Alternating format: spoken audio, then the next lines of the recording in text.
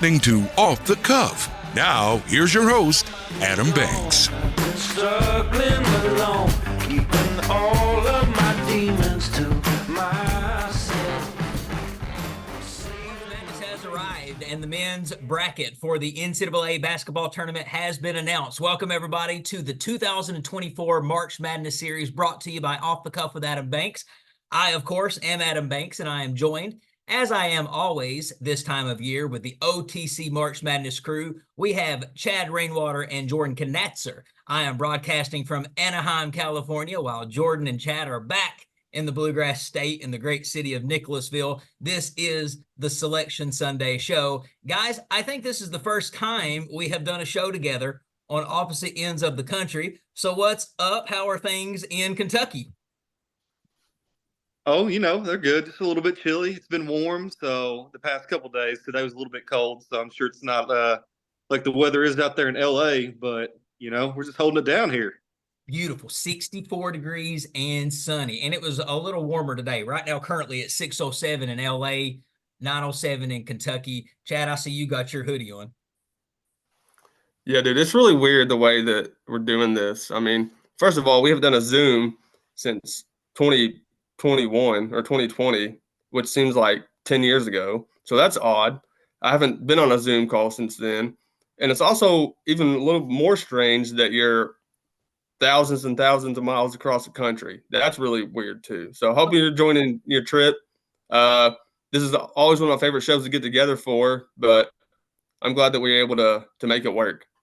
Don't you love technology, though? Thank God for technology, or else we wouldn't have been able to do it. I feel like a lot of radio shows nowadays are doing shows. I don't feel like anybody's ever in the same room anymore on a radio show.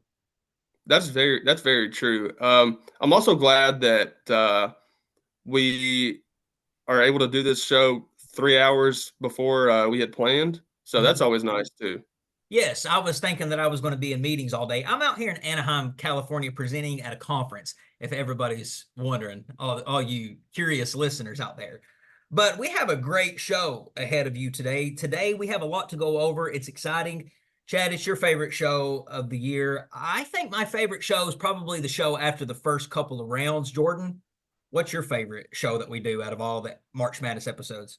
I'm going to join you on that. So my favorite show is going to be covering the first two rounds. That's the round of 64 and the round of 32, because you get to talk about just the upsets, and there's nothing better than talking about a good 16-1 or 15-2 upset and seeing who's advancing and stuff like that. So this is definitely my second favorite show, but the next show that we do is going to be my favorite show, and we're going to be live on radio for that one. So I love being in the studio as well.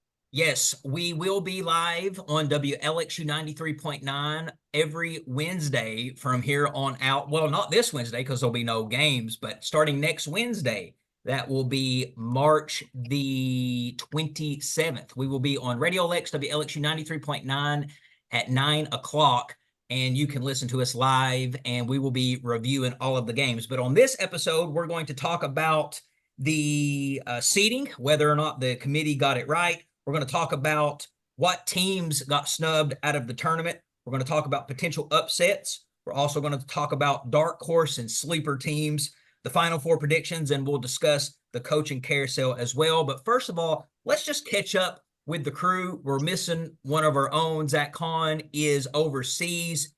Where's he at? Dubai? He's in Kuwait. Kuwait, yes. We're missing Zach, but it's been a year since we've all been together. Catch up, everybody, on what's been going on. Chad, we'll start with you. What's new? Not much, man. Same old, same old. Still living the American dream. Both of my kids recently started t-ball this past month, so that's been fun. We just had practice tonight. It was cold as crap, windy. Cannon, he's doing great. Carly needs some work. And on the other side, my girlfriend Brandy, her kids just started flag football, and I've made it that I want to not only help my children in doing well in t-ball, but also want her two boys to succeed in flag football.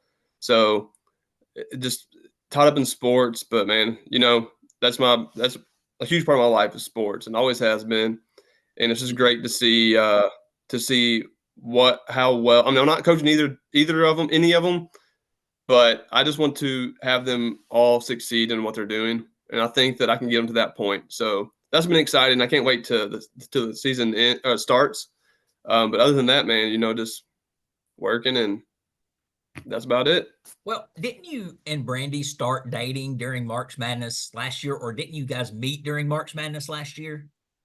Yeah, we started talking at the end of March. I think there was one show that we did while we were talking. So yeah, that's coming up in about 2 weeks. So that's crazy. I mean, well, happy anniversary, friend. Thanks, buddy. All right, Jordan, what's been up, man? Man, I wish you'd have let me go first. I can't follow that, but man, I'm gonna sound like just the boring person over here. So I mean, not much, man.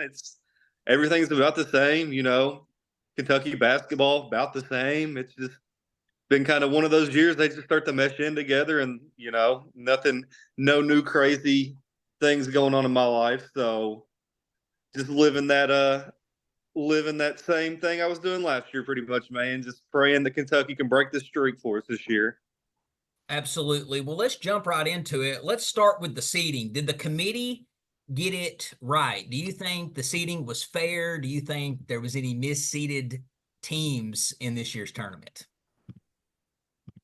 I really don't think there was any misseeded teams. Like I just said, I'm a Kentucky fan. We're all Kentucky fans. On the show, and honestly, I thought Kentucky was going to get a 4 seed. I was pleasantly surprised to see where Kentucky landed with a 3 seed. Other than that, I think everybody was seeded pretty well. I mean, of course, we're going to get to it in a minute. There's a couple teams that I feel like should have made the tournament that did not. And, there's a couple people that they could have put out of the tournament. But ultimately, I think the way that they've aligned each region, I think it's going to make for one heck of a March Madness. Yeah, I think that going off what Jordan just said about the way the committee did the regions, I think honestly this is the most like even that all of the regions have been in the past years. Like Jordan said, I was surprised that Kentucky got a 3 seed. If you follow Joe Lunardi at all, he had us at a 4 at one point and had Duke ahead of us, and I was kind of frustrated with that because before the conference tournaments we were ahead of Duke. And then when we both lost on Friday night, we had gotten bumped down to like a 4 seed. And I was kind of surprised by that. And like I said, frustrated. But I'm glad to see that we came out as a 3 seed. I don't see anything that stands out to me. I mean, other than being biased about Kentucky, I wish that Drake would have been a little bit higher and had a better path. I like Drake this season.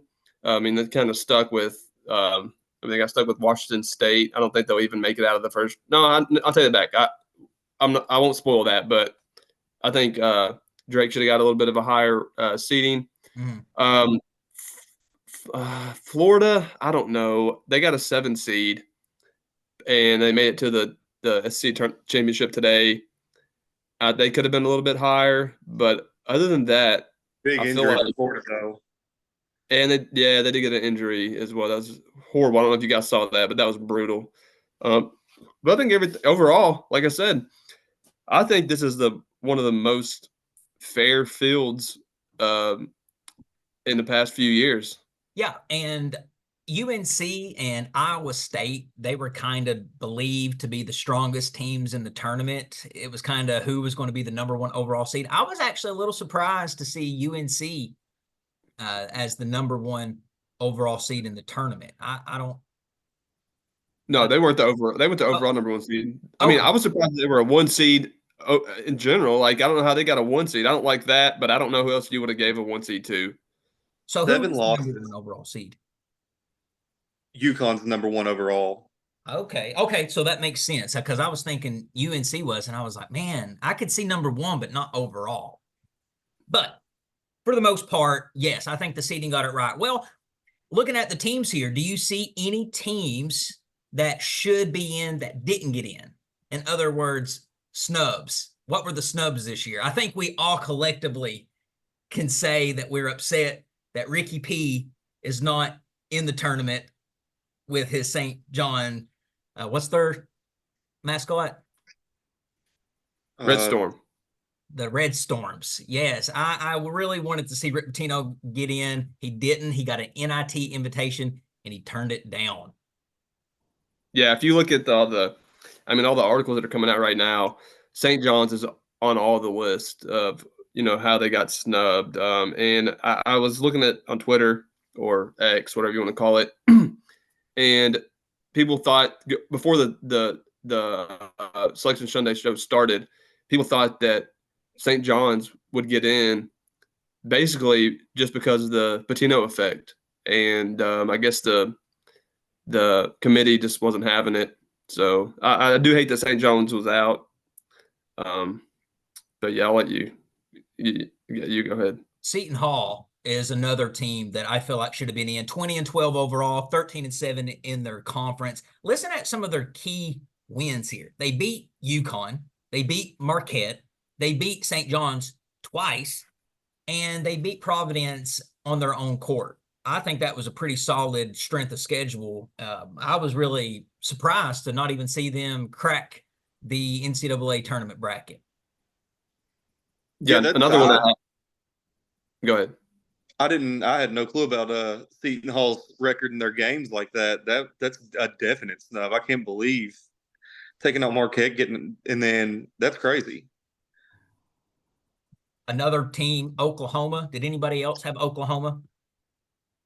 No, but I don't have them this year, but I feel like I'm always talking about Oklahoma, either how they didn't get in or how they did get in with so many losses. I feel like that's the team I'll talk about all season, but not this year. I didn't really keep up with Oklahoma much. Yeah. I don't know what 12, 8-10 in their conference. That might be one reason. They had some significant wins too. Providence, Iowa State, BYU. They did lose to UCF though, losing conference. So maybe I can see why they didn't get in, but again, I'm going to throw them in as a snub. The Big 12 was wild this year, though. The Big 12 was full of good teams. Like you said, Kansas, Texas, Baylor, Iowa State, Kansas State. There's so many good teams in that league. So for them to even put together that resume they did, I agree. Like Chad, I didn't follow Oklahoma much this year, but I would say they're definitely one of the top snubs this year that probably should have been able to sneak in as a 9 or 10 seed. Yeah, talking about the Big 12. When did Houston and Cincinnati move to the Big 12? What did I miss that? I don't know when that even happened, but I didn't realize that until this season. I mean, did you guys know that? I think it was the beginning of the year this year. So I can't keep up anymore. People move every single year anyways. So yeah, I'm pretty sure there's like 25 teams in the Big 12. Yeah. Well, so any more snubs? I got one more. Another one. No, go ahead. You go ahead, Jordan. I got one more. The one that I liked, and I think America would have liked, would have been Indiana State, the Fighting Robbie Avilas. So I don't know if you all what's his he's name? got many. Kareem Abdul-Jabbar, or I like the Larry Nerd as well. So if you haven't seen him, he's just one of those players that would have brought so much joy to just your plain American that that doesn't have much interest in watching March Madness. I feel like Robbie Avila would have brought that joy. He's just like a 6'8", just normal looking guy with his goggles on. And he is awesome. Like, the kid can ball. He can shoot threes. He's so slow. But Indiana State was the best team in their conference. They got beat in the conference championship game by Drake, actually. And Drake is a fun team to watch. I think y'all are going to be pleasantly surprised. I think Chad was right on with that. Drake is a fun ball team to watch. So there's somebody I'd look out for. But Indiana State, I feel like definitely should have snuck in. All right, let's. Yeah, you have another one, Chad? I just had one more real quick. I was going to say Pittsburgh. Finished 22-11. They finished 40th in the net, and usually when you see teams in the top 50, those are the teams that usually find a way into the NCAA tournament. They made it to the semifinals of the ACC tournament, but lost to North Carolina. That was really one of my teams. Like I said, I feel like the I feel like the committee did a really good job this season for the first time in a while. And so I was just digging for teams, and Pittsburgh was just one of those that I felt like should have got in. Obviously not mad about it, but especially with Pittsburgh because they caused me a parlay this past week. So, but all right, that's all I had. Well, regardless of how good they got the seeding, there's always upsets. So let's talk about potential upsets. I'll start it off. I think that number 12, McNeese State, is a team to look out for. I think they will upset number 5, Gonzaga. McNeese State, 30-3 overall, 17-1 in their conference. The Sun Belt tournament, I feel like that the Sun Belt usually is weak, but they just had I don't know, like a burst of just talent happen in their conference. This McNeese State team has won 13 straight games. I think they're on a roll. I think that they are going to go a lot further. I'm not going to spoil how far I got them going, but I definitely see them upstating Gonzaga. Well, I'm gonna back you on that. So, and I will spoil what I have. I've got them going all the way to the Elite Eight. I'm gonna go ahead and tell you that right now. McNeese State, coached by Will Wade, who got ran out of LSU, where he was absolutely producing great basketball talent, but he got in a little bit of trouble. Is at McNeese State, and he's earning himself a big time job again, probably after this tournament. So I think you're going to see McNeese make make some noise in the NCAA tournament this year. Yeah, that was one of the teams that I had going, or before the brackets came out. McNeese was one of the teams that I knew they had won 30 games. I knew who their coach was, but when I noticed that they were matched up with Gonzaga, they were in Gonzaga in the first round, right? Uh-huh. I mean, even despite Gonzaga having a down year, they've been there before. Mark Few's a great coach. And when I noticed, and then I saw the matchup with Gonzaga, I was like, I can't pick them over Gonzaga. I do like the picks, though. I do like it. And there's always a 12-5 upset. Mm-hmm. And if there was one, I could see it being, McNeese. But I roll with, the more experienced team, the team that's been there. And I just think that Gonzaga would win that first round game. Another team to watch out for, and this is going to be a little throwback to the 90s, NC State, the Wolfpack. I think they look great, 22-14 overall. I see them defeating number 6 Texas Tech, who is 23-10.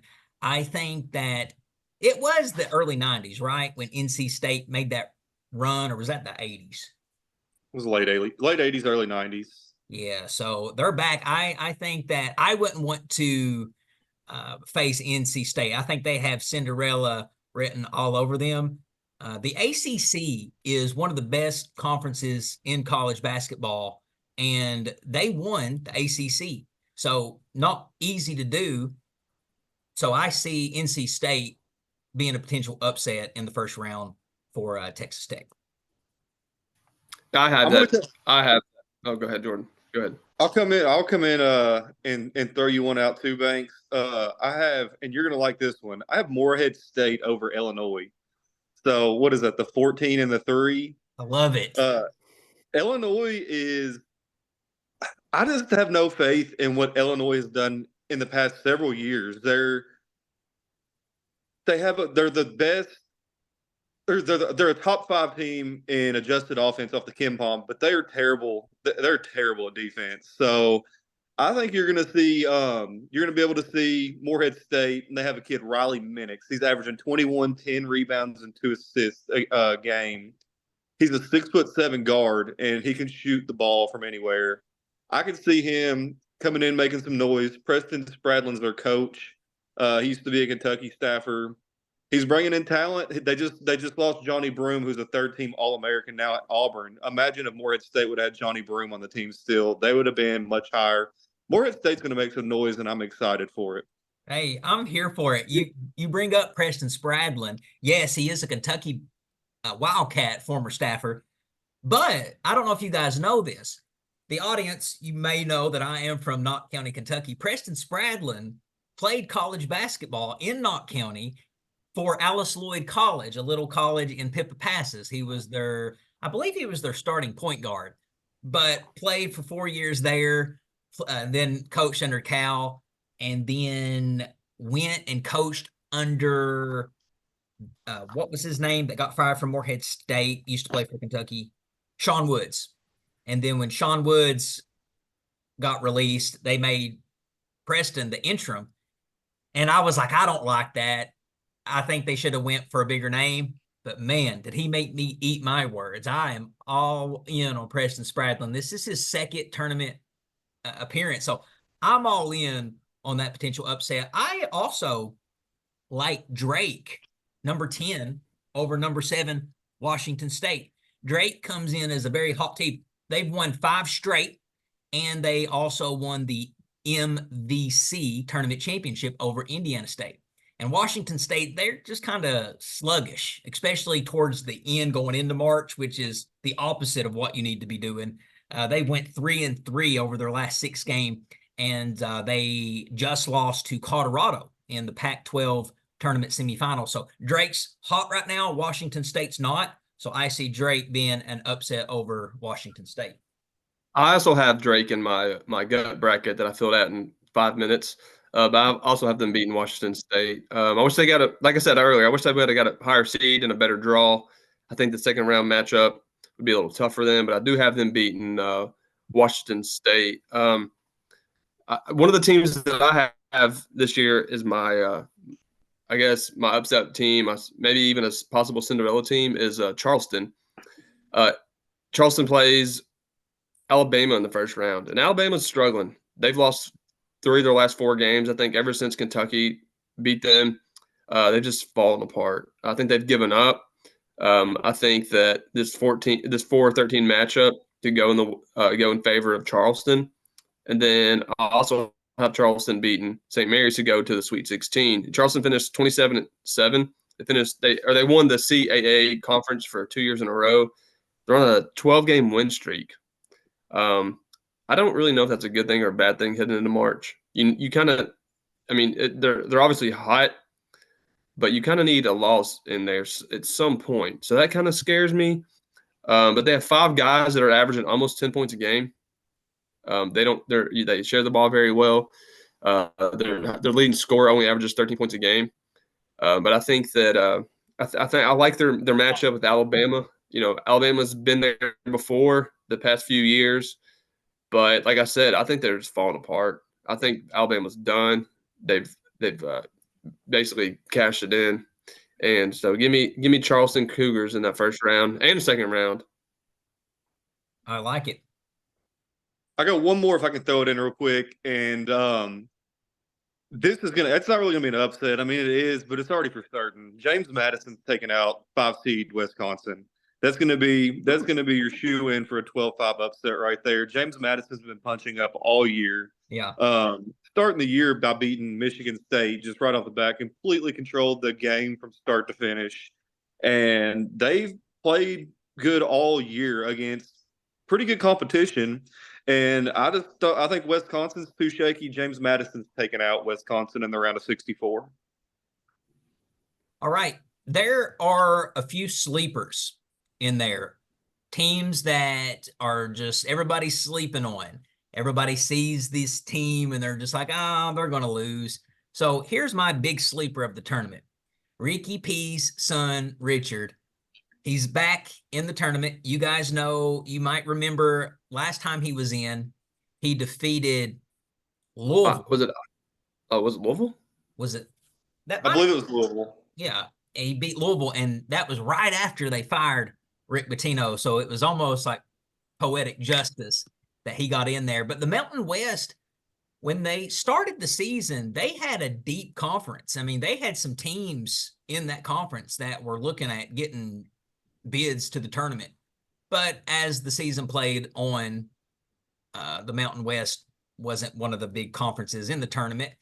But I think that Richard Pitino, with his coaching skills, his ability, his team strong, he's got a great mind, just like his dad. I think it's a travesty that he's not made a run in March yet. So I think that this year is going to be his year. So I'm going to have the New Mexico Lobos to be my sleeper team.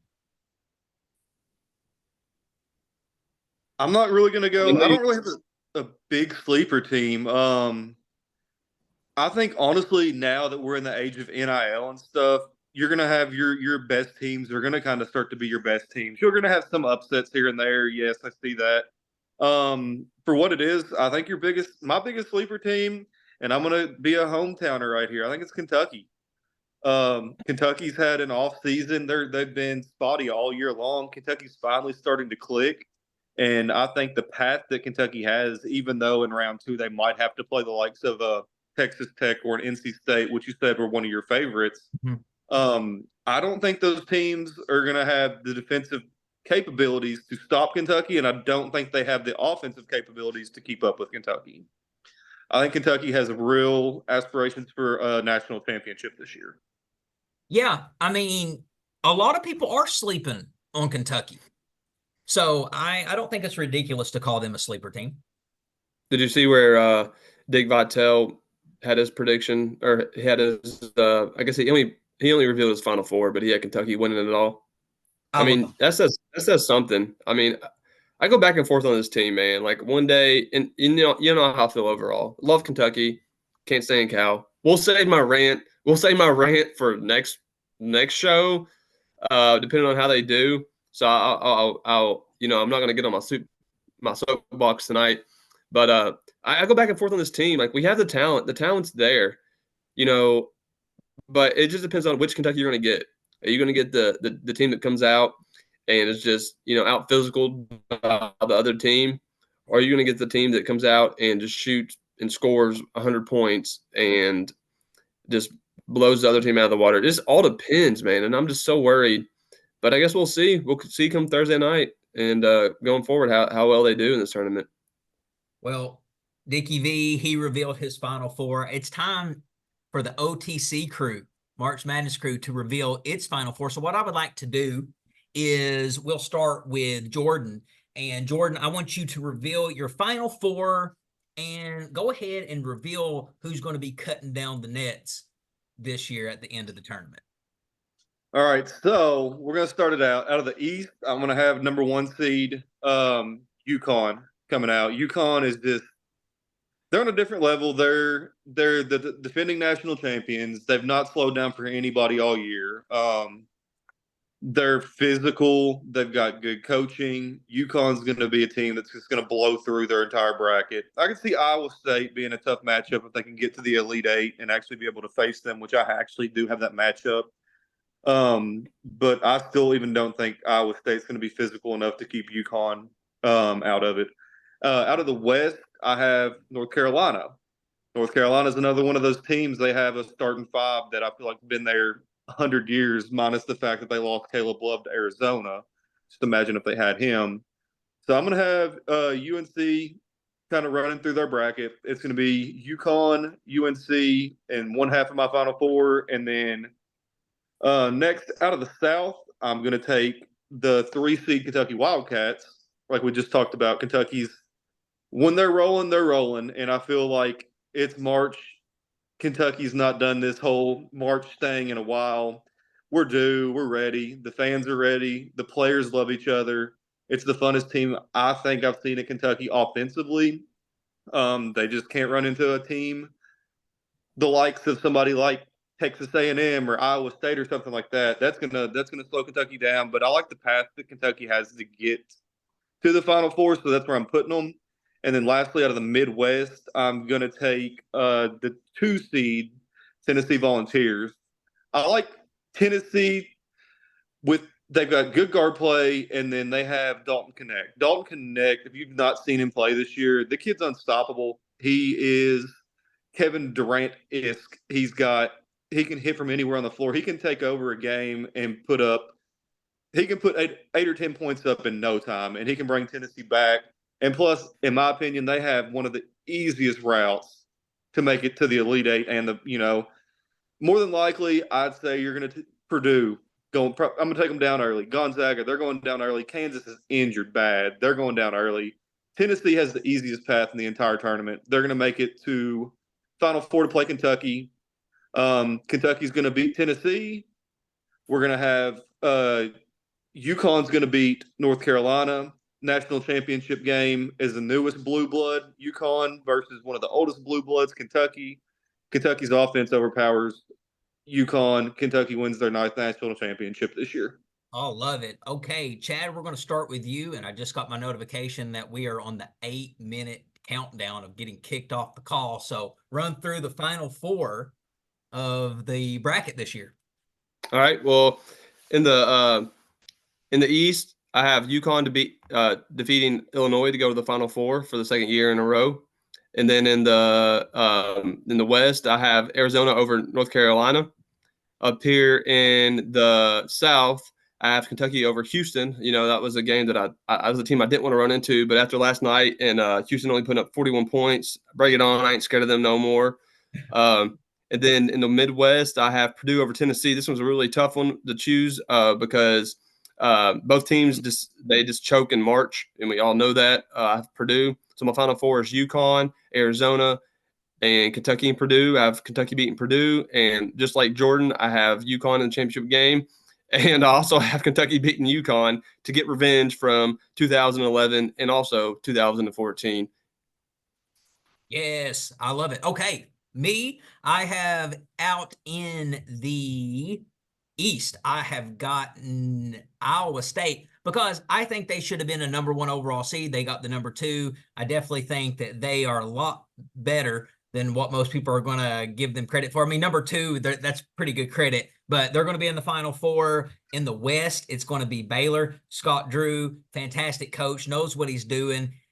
And then over there in the South, I've got the Kentucky Wildcats in the Final Four. It's Kentucky. They're due. It's time. A great team, a great coach. They're going to the Final Four. Marquette is also going to be in the Final Four. I think that is excuse me. Let's see. No, I'm off. Kentucky, yes. Not Marquette. Purdue is who Kentucky is going to face in the Final Four. Purdue is the number 1 overall seed, or not number 1 overall seed. They are number 1 seed, the only number 1 seed I have going to the Final Four. So in a nutshell, Iowa State, Baylor, Kentucky, Purdue, Final Four. Final game will be Baylor, Kentucky, with the Kentucky Wildcats bringing home number 9. So did we all really just pick Kentucky to win it? We did. I think everybody agreed collectively before the show that nobody was going to pick Kentucky. And I think you start putting your brackets together and realize the path might actually not be that bad. I agree 100%. Yes, I absolutely love it. So that, folks, is pretty much the bracket in a nutshell. We still have a little time. I do want to let everybody know that the Off the Cuff bracket challenge is now available. You can click on the link on Off the Cuff with Adam Banks' Facebook page. Click on the link. It's also on my Instagram story. You guys put it up on your Instagram story as well. Share the link to it. Click on that link. You can't. I'm sorry. You didn't mean to interrupt you. You can't share your story on Facebook. I don't know why. Your settings won't let you share it. Do it on IG. But regardless, if it ain't on a story, it's going to be on social media, Facebook, Instagram. You'll be able to join the OTC Bracket Challenge. The winner gets a $25 Amazon gift card. Let's talk about some coaching carousel changes. This is the time for coaches to get hired and coaches to get fired. We'll start with one of the best openings in college basketball right now. Kenny Payne obviously let go, I think, and we'll talk more about this on our show in a couple of weeks. One of the worst hires ever in NCAA Division I basketball. I think he won a total in 2 years at Louisville. I think he won, 12 games, if that. Horrible. It's a great opening.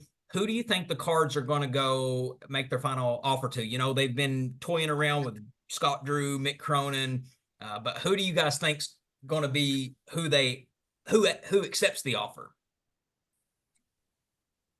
Jordan? It's a hard one. Louisville's one of the biggest, most historic schools there is, but Louisville's in a lot of trouble. Um, Louisville women's basketball's up. Their football's getting back together, and that's been several rough years. Mick Cronin he's a hometown kid.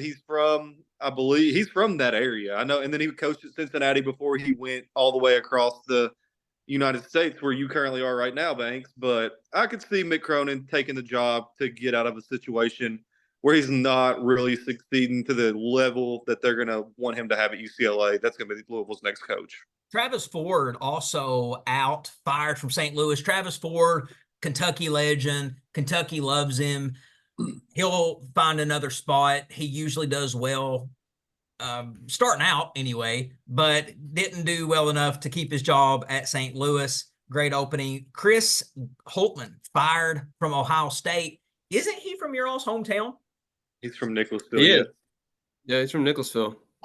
Ohio State used to be with Thad Matta, a great contender in college basketball, but haven't been as of late. Jerry Stackhouse at Vanderbilt fired. That's a hard place to coach, though. Jerry Stackhouse is going back to the G League. I don't think Jerry Stackhouse is built to be a college basketball coach, and I don't think he's going to accept anything lesser than a Power 5 school, and I don't see a Power 5 school bringing in Jerry Stackhouse. I think you're going to see Jerry Stackhouse back to the G League. But who is Vandy going to get? Because I just don't think that's an attractive job for a lot of coaches because of the admissions requirements to get into that school. Yes, Harvard, Yale, they've got really hard admission requirements too. I don't know how they always end up good, but you still have to meet those minimum admission requirements regardless of how good you are. So I don't know who Vandy could get. I don't either. I didn't think that Jerry Stackhouse was that bad, name wise. I disagree with Vandy getting rid of Kevin Stallings. I mean, Vandy was pretty successful under him. I don't know who they turned to. I don't know. They're not a fancy name. They haven't won anything in ever. So I don't know who they're going to get. I like Jerry Stackhouse. I think he was fine for a Vandy school. So yeah, I don't know where they turn to. I have no idea. Well, he was just SEC co-coach of the year last year. That's right. I don't get Vandy. Yeah. I don't get what Vandy's doing, but they're just here to make that check from the SEC. They're good at baseball. That's about it. And we'll talk more about the coaching changes as the tournament goes because there's a lot that we didn't even get to today. But guys, it's here. March is here. The tournament first round kicks off this Thursday, March the 21st. What time? 12? Noon. Noon sounds good. Yeah, it's probably noon. Yeah. Get your brackets in before then. But folks, we've got less than a minute to wrap up the show. This has been the Off the Cuff with Adam Banks presents the March Madness Series Selection Sunday Show. Thank you to the OTC Professional Sports Panel for doing the show. Chad Rainwater, Jordan Conatser. I'm Adam Banks. We will see everybody in the next episode. We'll be on WLXU 93.9 next Wednesday, and it'll also be available on podcast. Guys, take it easy, and let's go Cats. Go Cats. Thanks, man. Can't wait to the next show.